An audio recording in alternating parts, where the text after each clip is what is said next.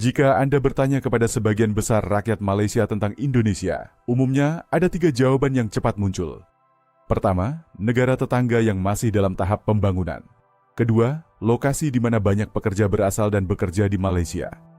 Ketiga, sebagai destinasi wisata terjangkau, contohnya Bali. 3 stereotip, 3 pandangan yang sangat umum.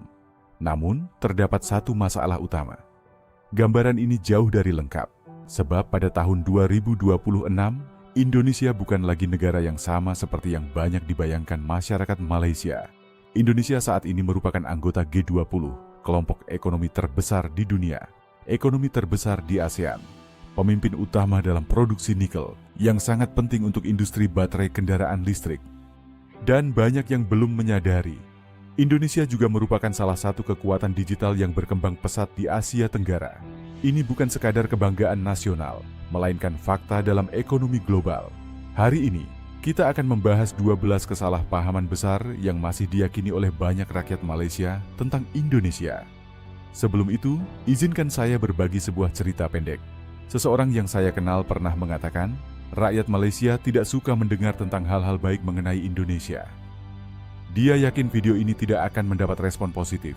Saya tidak setuju dengan hal ini. Saya percaya, banyak rakyat Malaysia cukup dewasa untuk menghargai pencapaian tetangga dan bijak belajar dari perkembangan di sekitarnya. Jika Anda juga percaya bahwa menghormati negara tetangga adalah tanda kekuatan, dan bukan kelemahan, silakan tekan subscribe sekarang. Di saluran ini, kita tidak hanya membicarakan negara. Kita berusaha memahami realitas dunia di sekeliling kita. Baiklah, mari kita ulas satu persatu. Kesalahpahaman nomor 1. Indonesia adalah negara miskin. Ini mungkin kesalahpahaman yang paling umum. Banyak orang masih membayangkan Indonesia sebagai negara yang tertinggal secara ekonomi. Namun, kenyataannya sangat berbeda.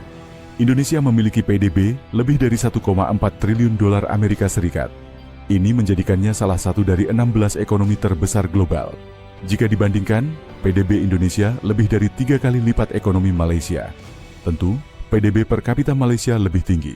Namun, dalam ukuran ekonomi dan pengaruh regional, Indonesia adalah kekuatan besar di ASEAN. Jadi, pertanyaannya adalah, apakah persepsi kita tentang ekonomi Indonesia sudah ketinggalan zaman? Berikan pendapat Anda di kolom komentar. Kesalahpahaman nomor 2. Semua rakyat Indonesia ingin bekerja di Malaysia. Satu lagi persepsi yang sudah usang. Memang benar bahwa banyak pekerja Indonesia berangkat ke Malaysia di masa lalu. Tapi keadaan telah berubah. Ekonomi Indonesia tumbuh dengan sangat pesat. Kelas menengah di Indonesia kini diperkirakan lebih dari 70 juta orang. Peluang lapangan kerja di sektor teknologi, keuangan, dan digital terus berkembang di kota-kota seperti Jakarta, Bandung, dan Surabaya. Lebih menarik lagi, tingkat keberhasilan lulusan Indonesia yang belajar di luar negeri jauh lebih tinggi dibandingkan Malaysia. Ramai orang memilih kembali untuk membangun karir di tanah air mereka. Apakah ini mengejutkan bagi Anda? Kesalahpahaman nomor 3. Bahasa Indonesia sama dengan bahasa Melayu. Banyak rakyat Malaysia percaya kedua bahasa ini hampir identik. Memang benar, keduanya berasal dari rumpun bahasa yang sama. Tetapi, perbedaannya jauh lebih besar dari yang diperkirakan banyak orang. Contohnya, istilah polisi dalam bahasa Indonesia berarti polisi, bukan dasar kebijakan. Istilah percuma bisa berarti sia-sia, bukan tanpa biaya. Perbedaan ini bisa menimbulkan kesalahpahaman yang kadang-kadang lucu dan kadang-kadang memalukan. Jadi, meskipun kita satu rumpun, kenyataannya bahasa kita tidak sepenuhnya sama. Kesalahpahaman nomor 4. Indonesia lemah dalam teknologi. Yang satu ini mungkin lebih mengejutkan. Banyak rakyat Malaysia tidak mengetahui beberapa aplikasi digital terbesar di Asia Tenggara berasal dari Indonesia. Contohnya GoTo, gabungan Gojek dan Tokopedia, menyediakan layanan dari e-commerce hingga pembayaran digital. Kemudian ada Traveloka, salah satu platform pemesanan perjalanan terbesar di kawasan ini. Indonesia juga memiliki lebih dari 10 perusahaan unicorn teknologi. Ekonomi digital negara ini diperkirakan bernilai lebih dari 110 miliar dolar. Hal ini menjadikan Indonesia sebagai kekuatan digital terbesar di ASEAN. Apakah ini sesuatu yang Anda sudah duga sebelumnya? Kesalahpahaman nomor 5. Jakarta kotor dan tidak teratur. Jakarta terkenal karena kemacetan dan banjir di masa lalu. Tetapi, kota ini sedang mengalami perubahan signifikan. MRT Jakarta kini beroperasi dengan sistem yang modern. Transjakarta BRT merupakan salah satu sistem bus tercepat di dunia. Sebagian kawasan seperti SCBD menjadi pusat bisnis global. Banyak pengunjung Malaysia yang kembali setelah bertahun-tahun terkejut dengan perubahan ini. Jadi, terakhir kali Anda mengunjungi Jakarta kapan? Jika lebih dari 5 tahun lalu, mungkin pandangan Anda tidak lagi akurat. Kesalahpahaman nomor 6, makanan Indonesia sama dengan makanan Malaysia. Semua orang mengira kedua negara memiliki kuliner yang serupa. Memang ada hidangan seperti rendang dan nasi goreng. Namun, Indonesia memiliki lebih dari 300 kelompok etnis. Ini menciptakan keragaman kuliner yang sangat luas. Contohnya, rawon dari Jawa Timur, pempek dari Palembang, papeda dari Papua, coto Makassar dari Sulawesi. Hidangan-hidangan tersebut hampir tidak dikenal di Malaysia. Ini menunjukkan betapa kaya budaya kuliner Indonesia. Kesalahpahaman nomor 7, Indonesia tidak demokratik. Ini adalah satu lagi kesalahpahaman yang besar. Indonesia adalah demokrasi ketiga terbesar di dunia setelah India dan Amerika Serikat. Lebih dari 190 juta pemilih berpartisipasi dalam pemilihan umum. Sejak reformasi 1998, negara ini telah mengalami beberapa peralihan kekuasaan yang damai. Mengelola demokrasi dalam negara dengan 270 juta penduduk bukanlah hal yang mudah, namun Indonesia mampu melakukannya. Kesalahpahaman nomor 8, pendidikan di Indonesia rendah. Ini juga bukan pandangan yang tepat saat ini. Universitas seperti Universitas Indonesia dan Universitas Gadjah Mada berada dalam peringkat global.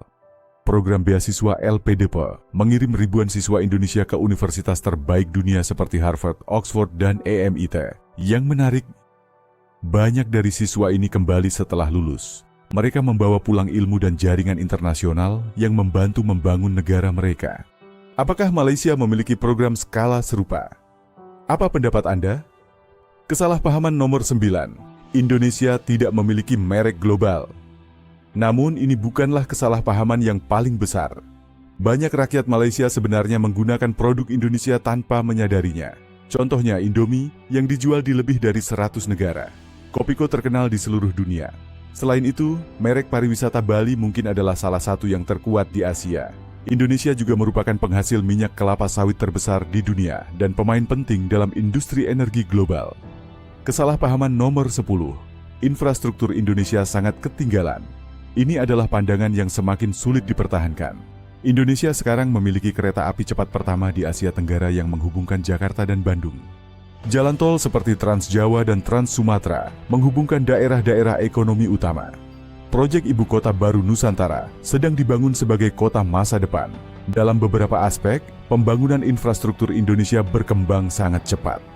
Kesalahpahaman nomor 11, hubungan Malaysia dan Indonesia adalah hubungan abang dan adik.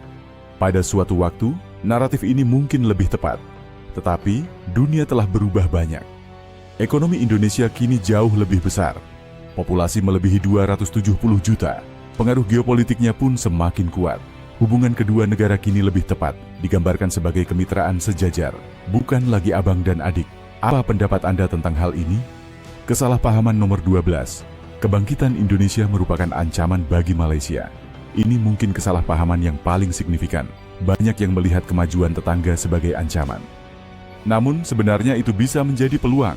Ekonomi Indonesia yang tumbuh membuka pasar yang lebih besar bagi perusahaan Malaysia. Peningkatan investasi menciptakan rantai pasokan regional. ASEAN yang lebih kuat membuat kawasan kita lebih menarik bagi investor global. Dengan kata lain, kebangkitan Indonesia bukan ancaman. Ini adalah peluang jika kita tahu bagaimana berkolaborasi. Sekarang mari kita simpulkan, dari 12 kesalahpahaman ini, kita belajar bahwa Indonesia bukan negara miskin.